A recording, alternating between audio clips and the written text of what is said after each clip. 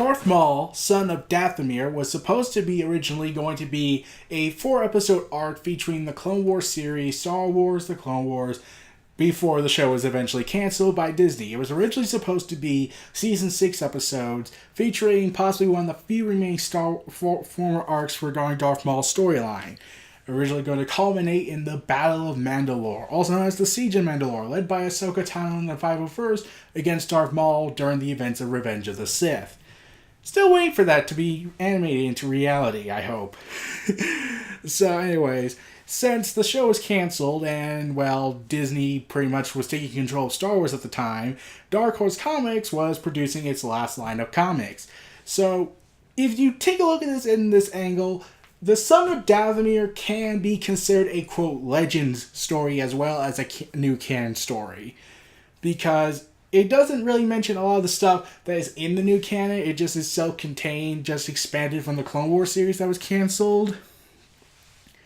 So, it takes place following the events of the Lawless, in which Darth Maul has been captured by Darth Sidious, his former master, and after his brother was horribly murdered, he's imprisoned in what would eventually appear in Star Wars Rebels, the Spire. Sidious speaks to Maul in the Spire and reveals that he still has use for his former apprentice. Before the two are interrupted by Count Dooku, which pisses off Darth Maul, who views Dooku as a Sith pretender and unworthy of the title of Sith Lord. Sidious and Dooku leave to confer with one another, as Sidious explains that he imprisoned Maul to draw out Mother Talzin, who we eventually learn is the mother of Darth Maul. What? Mother Talzin is the mother of Darth Maul? Okay. I was always wondering, like, who his parents were to an extent, but the idea of Mother Talzin being the mother, I was like, I really don't know how to feel about that. Also, but yeah, eventually we get the future Rebels character Gar Saxon. So really, in Lucas's world, he was just going to be just that, a character who's part of Mandalorian Death Watch. So, yeah. Sidious believes that Mother Talzin is this big threat that will eventually cause problems for their eventual rule of the galaxy. And, yeah, apparently Sidious kidnapped Maul. Way to go about that. Afterwards, the two Mandalorian Death Watch followers, two people managed to break Maul out of a spire filled with separatists. That kind of shows how bad the droids are. And we get the Darksaber in Maul's possession again, which was awesome. And then he tells Pre Vizsla, he tells the members of the Mandalorians that remain following to him, saying that war is at hand. And of course, we get this big battle between Darth Maul's forces and the Separatists. It was kind of fun. Really intense. I like the artwork being done on here. It's really awesome. Kind of showing the war scale. It's supposed to be expanding on the entire Clone Wars. And then eventually, Maul is forced to retreat. And Maul contacts Mother Talzin after the retreat. And Sidious and Dooku intend for that to happen. And eventually we get the Night Brothers to show up to assist Darth Maul in the battles of Ord Mantell. So, yeah. And eventually Dooku and Grievous are captured in this ensuing battle. And, yeah. They capture Dooku and Grievous. I don't know if that was intentional, but, yeah. So, afterwards, the Jedi are involved in this. Yeah, here's the thing. Despite it being the Clone Wars and whatnot, the Jedi are only in part 3 of this four-part story. Yeah, we never see them again after this issue in part 3. But, afterwards, Maul contacts Sidious and informs him that Dooku and Grievous has been captured. And Sidious just says, kill them! I have no use for them. And Dooku basically is being told by Darth Maul, together we can rule the galaxy as We're not really father and son, so, okay, what are we, servant ones to Darth Sidious. We can rule the galaxy and prove him wrong. And Taliesin explains to Dooku as a way to convince him that even Sidious is now working to find a new apprentice, as we know what happens in Episode 3, Revenge of the Sith. Yeah, Dooku should have probably taken that offer when he had the chance. Oh, and Dooku kills a Jedi. I really don't remember who this was. I honestly don't. And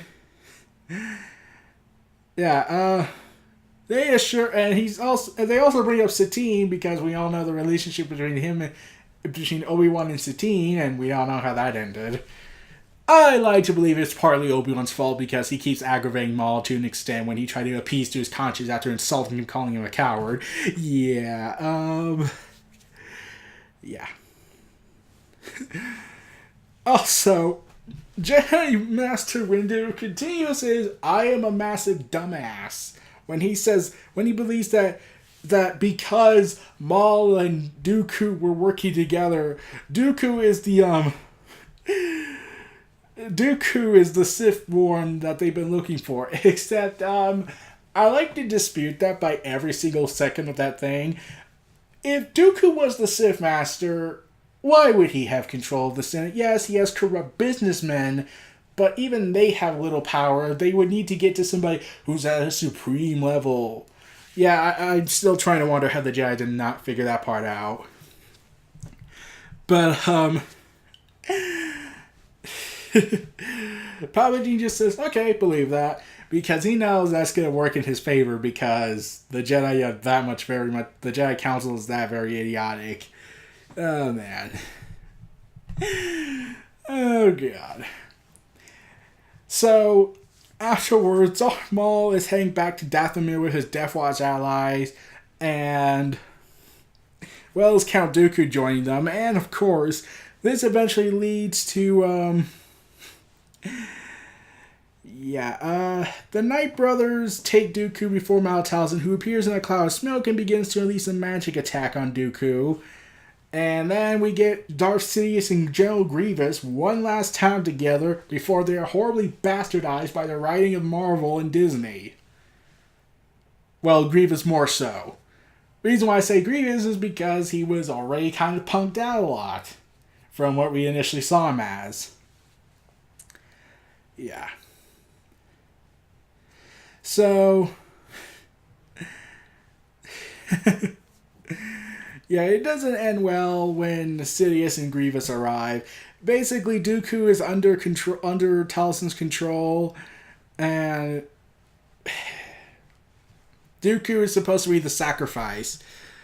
And eventually, Mother Taliesin takes control of Dooku's body, and Maul and her engage in combat with Sidious and Grievous.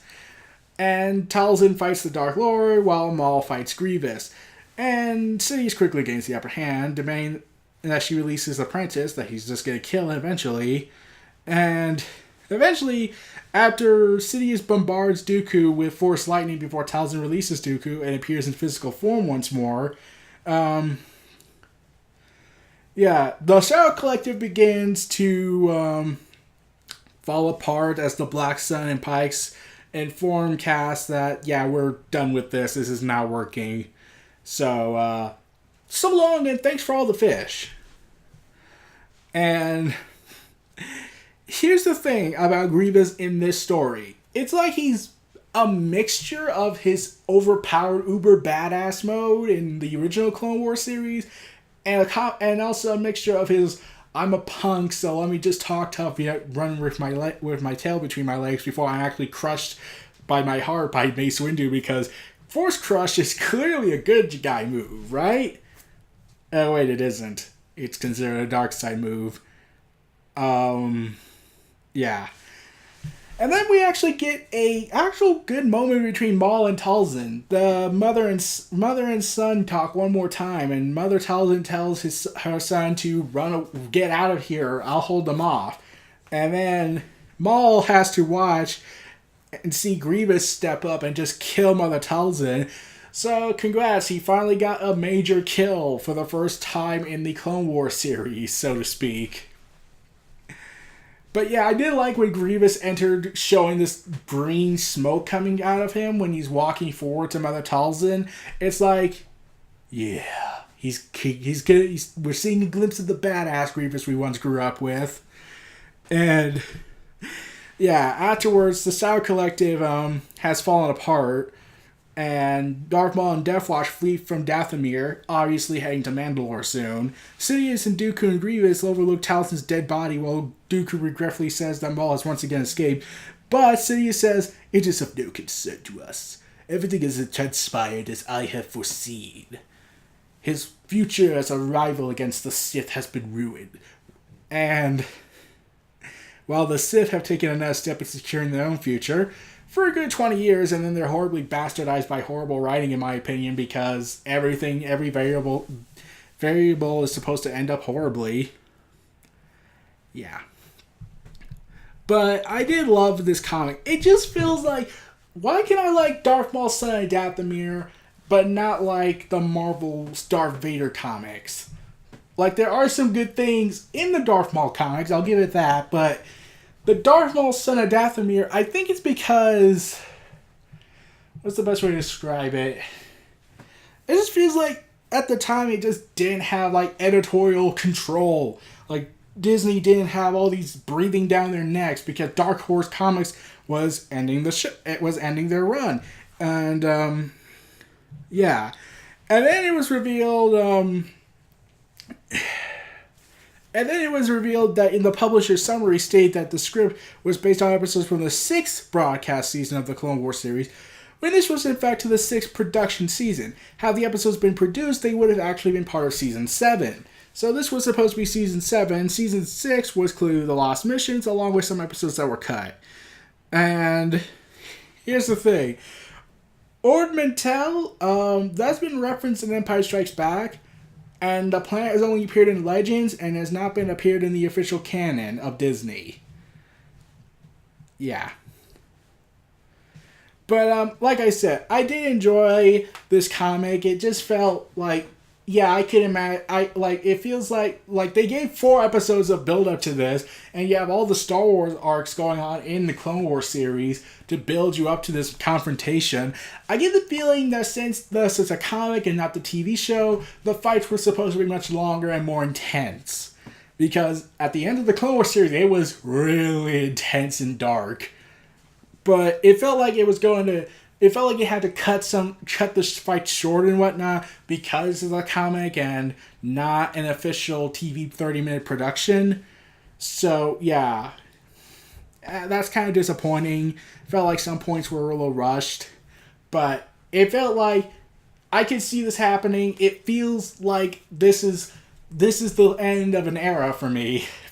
Because Dark Horse Comics later on, after publishing some more comics left in the Legends canon, they were no longer going to produce any more Legends stories, which was disappointing because here's my ultimate disappointment. Here's the thing that I'm about to say.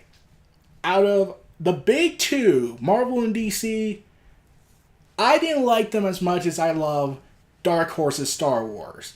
Why? Because whereas Marvel and DC has an endless time period where nothing seems to change after when a character reaches a certain age, and then it's just, whoop, they're stuck at that age for decades and decades until we decide to do it ourselves. Star Wars, to me, had this viewpoint. We evolve in our time. Time moves forward. Not stays in place, it moves forward, giving way to new storytelling ideas of characters growing old and eventually passing away, giving rise to a new generation. Marvel and DC kind of don't do that to a major extent like Star Wars did. That's probably why I loved the Star Wars comics of the old timeline. And when Disney took control, I kind of stepped away from the comic boom. Like, yeah, Venom was my introduction, but Dark Horse Comics Star Wars was the thing that made me want to see more of these stuff. But, yeah. That's my brief tangent on that. But, like I said, Darth Maul, Son of Dathomir, it was an enjoyable story. I would have loved if it was produced in Star Wars, The Clone Wars, had the show not been canceled. And I really would have loved if they did the Siege of Mandalore in the TV show instead of bringing it up in flashbacks in the book Ahsoka. So, really hoping that we get those episodes produced one day if Disney ever thinks about doing it. Though something tells me they won't because it's part of Lucas's legacy and Dave Filoni had full creative unrestricted power on this. So Disney doesn't want to do anything like that. So those were my thoughts on Darth Maul, son of Dathomir. This was Neo Reality Entertainment. Feel free to like, comment, subscribe, and donate. Stay tuned for more.